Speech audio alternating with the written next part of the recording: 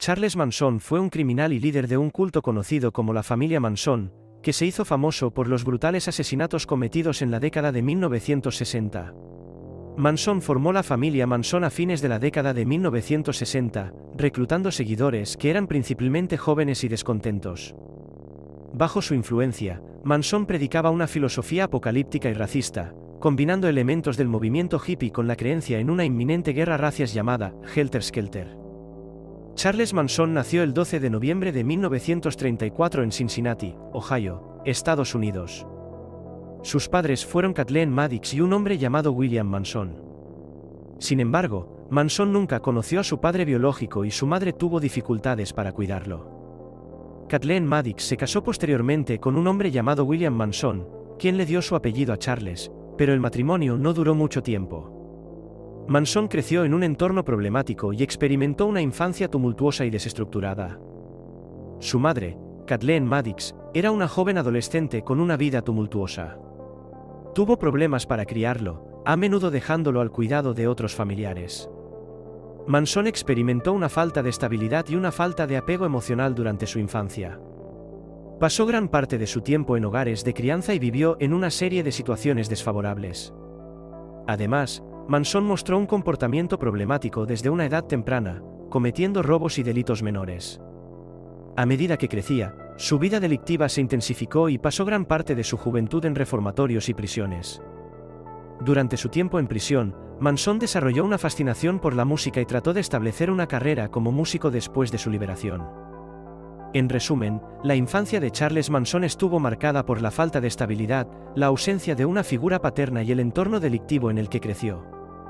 Estos factores contribuyeron a su desarrollo posterior y a la formación de su personalidad perturbada. Los primeros delitos conocidos cometidos por Charles Manson fueron principalmente robos y delitos menores. Durante su adolescencia y juventud, Manson tuvo varios encuentros con la ley y pasó tiempo en reformatorios y prisiones. En la década de 1950, Manson fue arrestado en varias ocasiones por cargos de robo de automóviles y robo a mano armada. También se involucró en delitos relacionados con la prostitución. Estos primeros delitos le valieron condenas y estancias en prisión. Sin embargo, los delitos por los que Charles Manson se hizo ampliamente conocido y tristemente famoso fueron los asesinatos cometidos por la familia Manson en la década de 1960. Manson y sus seguidores llevaron a cabo una serie de asesinatos brutales en agosto de 1969, entre ellos el asesinato de la actriz Sharon Tate y otras 6 personas en la mansión de Tate en Los Ángeles. Es importante destacar que Manson no cometió directamente los asesinatos, sino que ordenó a sus seguidores que los llevaran a cabo. Sin embargo, fue considerado el cerebro detrás de los crímenes y fue condenado por conspiración y asesinato. Estos horribles asesinatos marcaron un punto de inflexión en la percepción pública de Manson y su fama como líder de culto y criminal. Charles Manson fundó lo que se conoció como la familia Manson a fines de la década de 1960. Reclutó seguidores que eran principalmente jóvenes y descontentos en busca de un sentido de pertenencia y propósito. Algunos de los discípulos más conocidos de Manson fueron: Tex Watson fue uno de los seguidores más leales de Manson. Participó activamente en los asesinatos cometidos por la familia Manson en 1969 y fue condenado por su participación en los mismos. Susan Atkins fue una de las seguidoras más fervientes de Manson y estuvo directamente implicada en los asesinatos. Fue condenada y sentenciada a muerte, aunque posteriormente su condena fue conmutada a cadena perpetua. Patricia Krenwinkel, otra seguidora cercana de Manson que participó en los asesinatos de 1969. Fue condenada a cadena perpetua y sigue cumpliendo su condena en prisión. Linda Kasabian, aunque no estuvo directamente involucrada en los asesinatos, Kasabian fue testigo de los mismos. Desempeñó un papel importante como testigo clave en el juicio contra Manson y los demás acusados. Estos son solo algunos ejemplos de los seguidores más prominentes de Manson.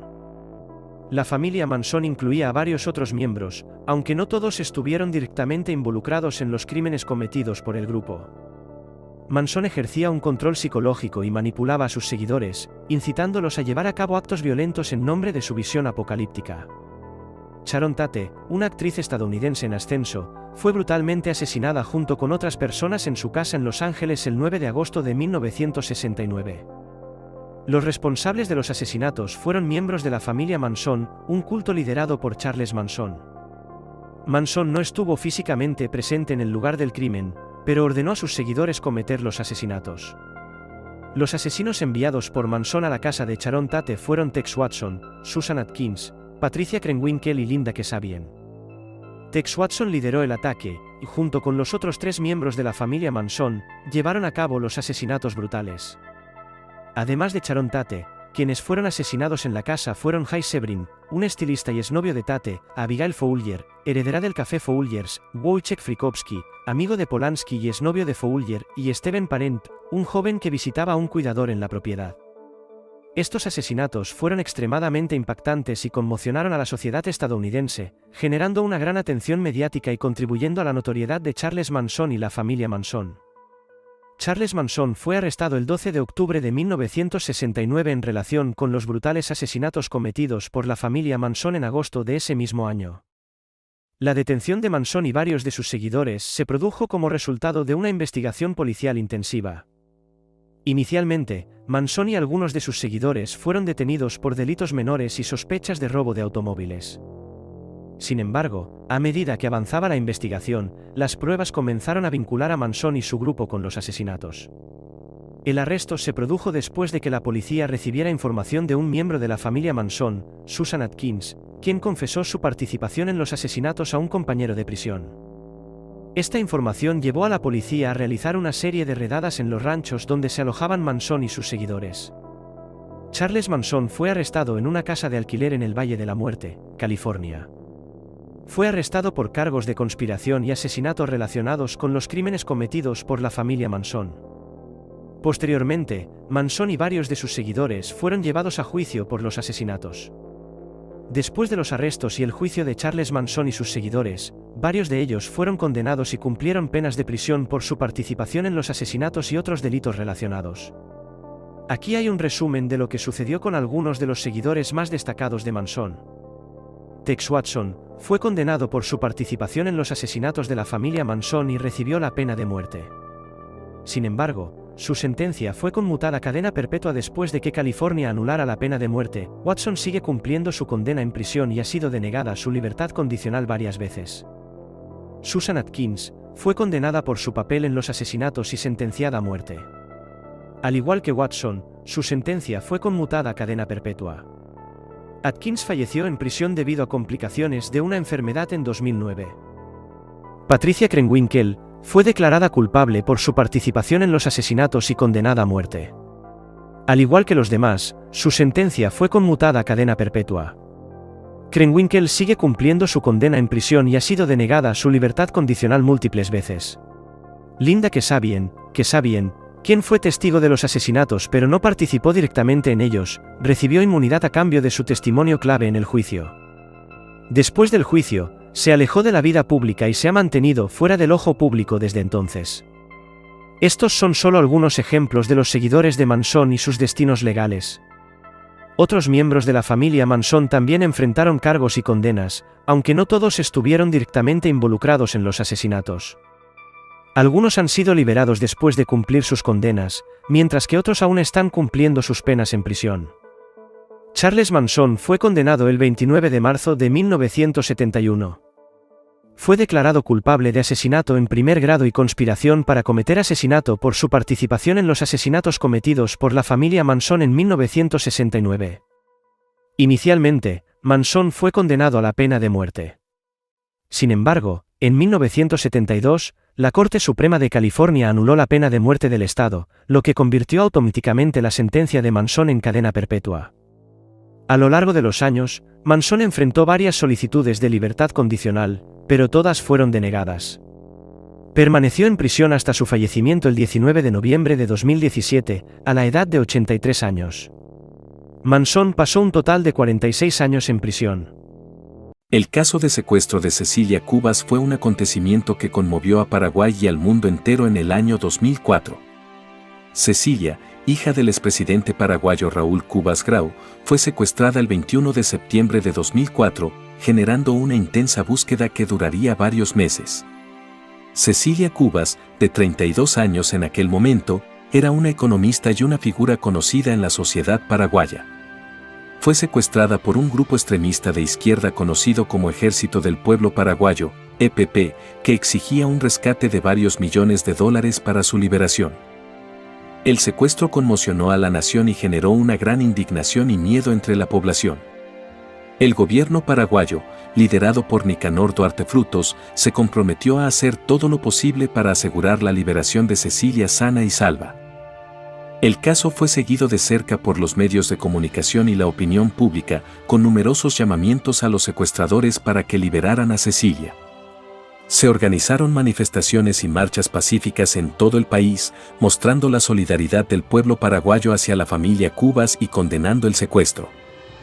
A pesar de los esfuerzos del gobierno y las fuerzas de seguridad, los secuestradores mantuvieron a Cecilia en cautiverio durante varios meses. Durante este tiempo, hubo contactos esporádicos con la familia y se llevaron a cabo negociaciones para tratar de alcanzar un acuerdo de liberación. Finalmente, el 16 de febrero de 2005, casi 5 meses después del secuestro, el cuerpo de Cecilia Cubas fue encontrado en una casa abandonada en las afueras de Asunción.